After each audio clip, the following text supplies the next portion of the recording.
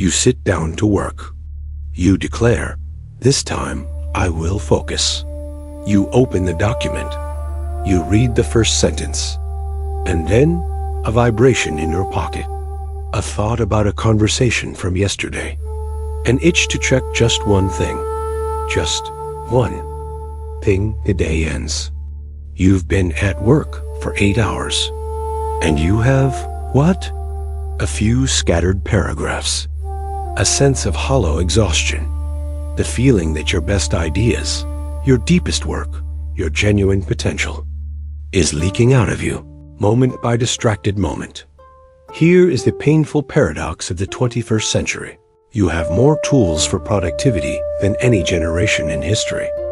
And yet, you accomplish less of what truly matters. The more apps you download to manage your time, the less time you own.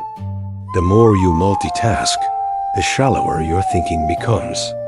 The more connected you are, the more disconnected you feel from your own mind. This is not a personal failing. This is a design flaw.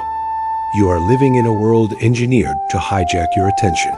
But this crisis is not new. 500 years ago, in the training halls of Japan's samurai and masters of the tea ceremony, of calligraphy and swordsmanship, they understood this war for the mind. They called the enemy the monkey mind, and they forged a weapon of unbelievable precision against it. It is called Ichigyo-Zammai. Ichi means one. Gyo means action. Zammai means total absorption. Samadhi, a state of unified, unshakable being. When you combine the ferocious simplicity of one single action with the neuroscientific state of deep flow, you unlock the ability to produce work of staggering quality. Not in months, but in hours. But here's the problem. Your environment, your habits, your very neurology is fighting against this state. You are trying to light a candle in a hurricane. And every day you fail to focus, you aren't just losing time. You are reinforcing a story in your own head that you are scattered, that you lack discipline, that you cannot be trusted with your own ambitions. Let me tell you about Alex. He is 32 years old. A content strategist. That's what his LinkedIn says. In reality, he is a professional internet browser, paid to be perpetually distracted. His job was to create engaging narratives, but his daily reality was a nightmare of 37 open tabs, 2 perpetually pinging Slack channels, and a to-do list that mocked him. He was making $62,000 a year, enough to be stuck, not enough to be free. His most valuable output was anxiety. His internal dialogue was a broken record. Just start.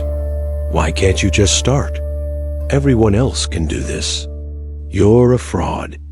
You have no real skills. You're just good at looking busy.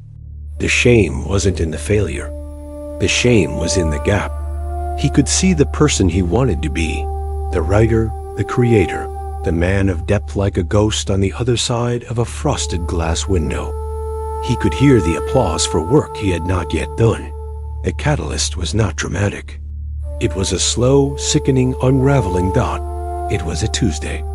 His girlfriend of 4 years, Mia, was talking about their future, about buying a house, about maybe starting a family. And as she spoke, all he could think about was an unread email from his boss. He was physically there, but mentally, he was a ghost, a presence with zero progress. She stopped talking. She looked at him, really looked at him, and she said the words that shattered his current reality. "Where are you? You're never here anymore, even when you are." It wasn't anger. It was grief. He had become so fragmented, so dispersed across 1,000 digital realities, that he had vanished from his own life. That night was his dark night of the soul. Sitting in the blue glow of his laptop, scrolling through a meaningless feed, he had the visceral, terrifying thought, "I am disappearing, and no one will notice, not even me." Desperation is a powerful teacher. Alex began to dig. He found stories of the masters, Not just their achievements, but their practice. The ritual, the relentless narrowing. This led him to a retired cultural historian, a man named Kenji, living upstate. He didn't call himself a sensei. He called himself a restorer of attention. In a quiet study filled with books and the smell of old paper, Kenji asked Alex one question. What is the one thing you are avoiding? That if you mastered it, would change everything? Alex stumbled. Writing my novel. But I can't find the focus, the blocks of time. Kenji held up a hand. You are asking the wrong question. You seek time. You need state. A state of mind so unwavering, time becomes irrelevant. And then Kenji introduced him to the Trinity, the three interconnected concepts that transform effort into artistry. First, the core mindset, Fudoshin, the immovable mind. This is not rigidity. This is stability. Fudoshin is the cultivated state where external chaos, a ringing phone, a looming deadline, a critical thought meets an internal unshakability. It is the mental platform you build before you take action. Kenji said, your focus is broken because your mind is a leaf in the wind. You must become the trunk. Second, the evolution framework. Shu-Ha-Ri. This is your map of growth. Shu, obey. You blindly copy the form. You follow the rules of deep work without question. Ha, break. You understand the principles behind the rules, and you begin to adapt them. Ri, transcend. You move beyond the form entirely. Your practice becomes natural, inseparable from who you are. You are stuck trying to be in reg, Kenji said, when you have not yet mastered Shu. You despise the beginner's copy. That is your ego. Kill it. Third, the daily system. Ichigyo-Zammai. This is the mechanical engine. The single, devoted action performed with total absorption. It is Fudoshin, the mindset, applied through the stage of Shu, the framework, as a daily ritual. One task, one objective.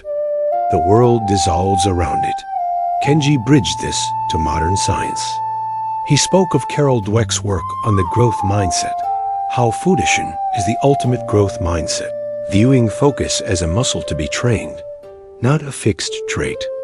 He cited neuroscientist Andrew Huberman's protocols on focus, rooted in the physiology of the optic nerve, how narrowing your visual gaze literally narrows your cognitive focus. A biological truth the masters knew instinctively. He referenced studies on monotasking and the neurochemical cocktail of flow dopamine, norepinephrine, anandamide that is only released when the brain is deeply, uninterruptedly engaged in a single challenge. The Trinity is a closed loop. Fudoshin gives you the calm to begin. Shu-Ha-Ri gives you the path to follow. Ichigyo-Zammai is the step you take. Right now, Alex began in Shu, the obedience phase. It was humiliatingly simple, and it was a complete failure. At first, his instruction. For 1 week, you will write for 25 minutes. Just 25. You will do nothing else. You will turn off the Wi-Fi. You will put your phone in another room. You will set a physical timer. You will open a document. And you will write words. Any words. Even if they are, I have nothing to write, over and over. The first day, he lasted 7 minutes. The itch was a physical pain. His mind screamed that he should check the news, that an important email had surely arrived. He felt like an addict in withdrawal. The progress was invisible. The words were garbage. He felt like a child pretending to be a writer. This was the gauntlet, the frustrating beginning. The ego last stand. He was copying the form, the isolated, timed session, without any of the grace, but he obeyed. 25 minutes. Every morning. No exceptions. He copied masters. He typed out paragraphs from his favorite novels, not to plagiarize, but to feel the rhythm of focused creation. He was not writing his own story yet. He was learning to hold the tool. Around week 6, something shifted. The breakthrough was not dramatic. It was a quiet realization. He was in his 25-minute block. The timer was ticking. He was describing a character's room. And then the timer buzzed. He flinched. He had not heard the internal critic. He had not thought about his phone. For the first time, he had been unaware of the practice itself. The action and his awareness had merged. This was Zammai. The absorption. The progress became undeniable. He had 30 pages of a manuscript. Not perfect pages, but real pages. A volume of work that did not exist 6 weeks prior. The 25-minute sessions had expanded, naturally, to 45, then 90. Not because he forced them, but because he would emerge from the state and be shocked at how much time had passed. He was now in the breaking stage. He understood the principle. The ritual wasn't about the time. It was about the threshold, the deliberate, sacred act of creating a bubble of Fudoshin and immovable context. He began to adapt it. He used it for difficult conversations, for strategic planning. He no longer just copied the form.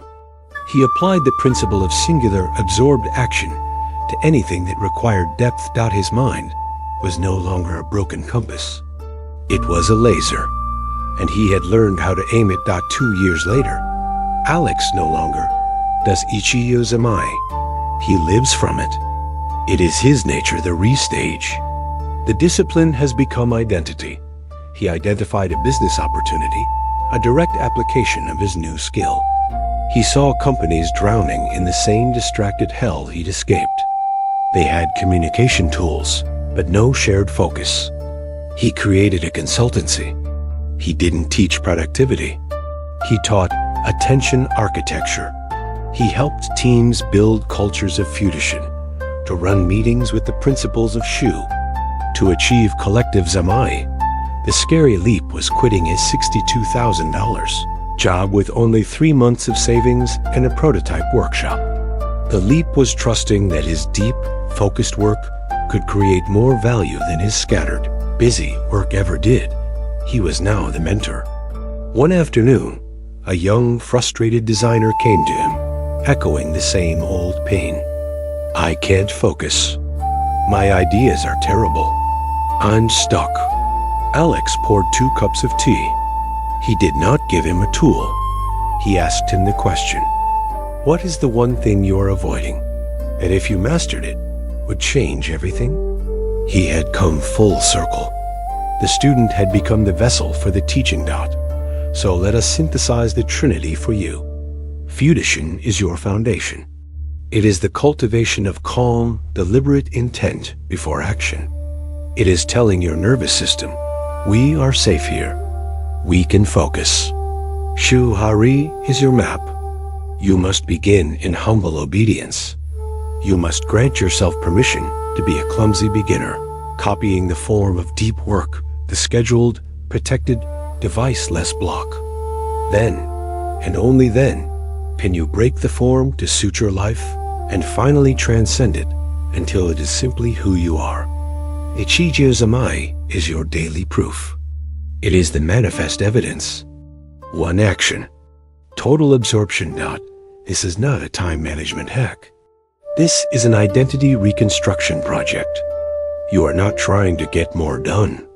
You are practicing the art of becoming a person who can sustain a profound and meaningful thought from its beginning to its end. The modern world is a dojo of distraction. Your desk, your kitchen table, your notebook, that is your monastery. The single task before you is your koan. Your breath is the bell that calls you back. So the transformative question for you is this. Where are you right now in this journey? Are you the ghost in the machine, feeling yourself disappear? Are you in the frustrating obedience of Shu, fighting the itch to break the ritual? Are you in the breakthrough of Ha, feeling the first current of real flow? Or are you moving toward Ri, where your focus becomes your signature? The ultimate truth. Alex discovered the truth. Every master of any craft learns is this: freedom is not the absence of constraint. It is the presence of a chosen, profound limitation. The limitation of one task, one action, one point of total absorption. That is where your power waits. If this path from fragmentation to mastery resonates with you, then your next single action is clear. Subscribe to Presence and Progress. Each week, we go deeper into these frameworks for a modern life of meaning. And in the comments, I want you to practice Fudoshin. Answer this one question with clarity. What is the one project, the single piece of work that currently feels impossible because of your scattered focus? Name it. Defining it is the first act of conquest. Take your stand. Immovable mind. Single action. Total absorption. This is the way of presence. This is the path of progress.